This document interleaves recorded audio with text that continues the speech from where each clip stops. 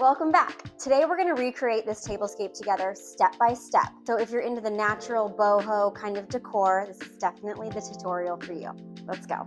All right, so first things first, I'm going to cover up my table, just a white tablecloth. You could always stick with the natural wood if that's what you have, but most of the time we're working with white folding tables, and a white tablecloth is just a very easy go-to. And just want to make sure you smooth it out and that the edges are all even. And pro tip, if you never want to have to iron or steam a tablecloth again, then get Scuba linens. And yes, of course, we sell them on our site. Okay, first thing I'm going to do is I'm going to use these Nude chiffon runners. I've got 2 of them because what I'm going to want to do is make it look really full. So first thing, I'm just going to lay it across the table, overlapping them both in the middle a little bit. And then I'm just going to start to gather and scrunch. There's no real rhyme or reason to this. All I'm doing is making the runner look as full and curly as possible. Okay, next I'm going to put down our placemats. So everything that you see that's going on this table today is going to be a color that occurs in nature, naturally. It is a natural, we're going for a natural kind of boho look. And these are really cool because they're just printed to look like the wood color, so they're completely disposable or reusable, and so they're really inexpensive and you can just get a lot for a little. As I set them down, I'm making sure that the wood grain is all going in one direction, and in this case, it's going horizontally. Next, I'm going to use these plastic dinner plates.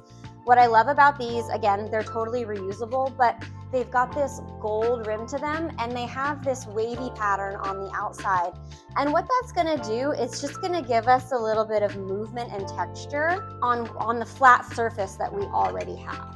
Now I'm just gonna start adding our napkins. So I've just taken plain brown polyester napkins and added these rattan napkin rings. All I did was just fold them and roll them and slip them through the napkin rings. So I'm going to be placing these on the outside spots here.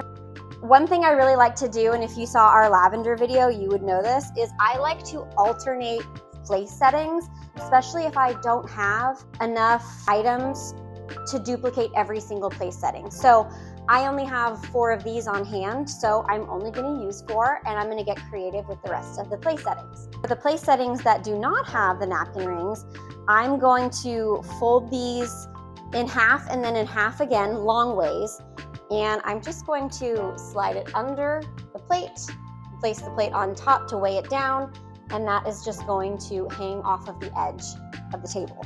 Now it's time for my second favorite part of this tablescape. We'll get to my favorite part in a minute, and that is the garland.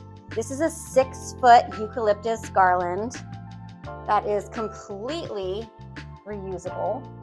And all I'm gonna do is just lay it on the center of the table and just rearrange it so that it's laying as flat as it possibly can and that a little bit hangs off each edge of the table.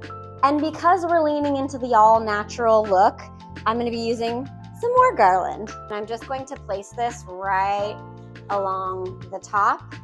And since I have 2, I can double up. Time for the cutlery. We're just going to keep it really simple and do a traditional place setting on each side, fork and knife on the left and spoon on the right. This is my absolute favorite thing on the table. These ribbed hunter green wine glasses. I am obsessed. And here's the thing, because they're darker and they're colorful rather than being just traditional clear glassware, they are going to give this table much more depth and personality, and honestly, I think a little sophistication. I've got some of these faux Monstera leaves, and because I cannot get enough greenery on the table, I'm just gonna pop these in the corners of the garland and kind of slip it underneath the table setting here, as well as the chiffon runner and the garland. And I'm gonna repeat it on this side, but on the opposite corner. And I'm just gonna offset the big ones with some smaller ones on the opposite side. Because why not?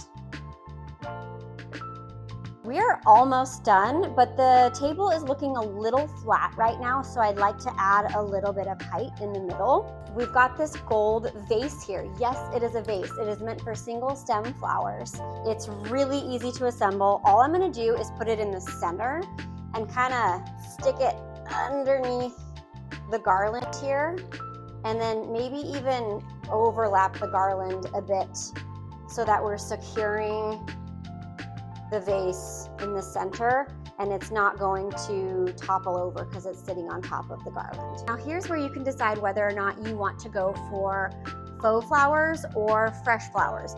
I chose fresh flowers because I had some fresh ones, like fresh ones on hand, and I thought it would look a little refreshing to have some real foliage here as opposed to fake. I've got this really pretty lily here that's not fully bloomed, but it's gonna be very soon.